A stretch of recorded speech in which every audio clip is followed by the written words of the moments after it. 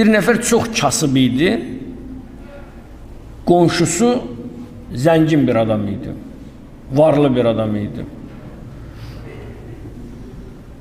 Evdə xanımı buna deyir ki, niyə onun bunun qapısına gedirsən? Hələ sənin qonşun varlı, imkanlı, dövlətli adamdır. Ged onun qapısını döy, nə qədər istəsən o sənə pul verəcək, o səni zəngin eləyəcək. Onsuz da tanımayan adamlara bu pulları verir.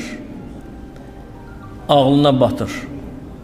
Həmən o kasıb gəlir qapını, varlı qonşunun qapısını döyür və qonşu açır qapını, deyir, eşidirəm, deyir, məni tanıdın, dedi, tanıdım, qonşum. Dedi, istədiyim budur ki, ona buna sən pul verirsən ki, mənə də ver, qoy mən də biraz imkanlı olum filan.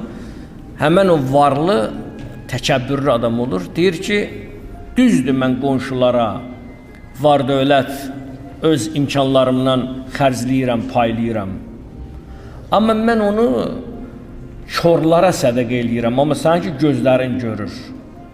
Mən bunu eşitmirsən, düz eşitmirsən, amma o körlara verirəm, gözü görməyənlərə verirəm.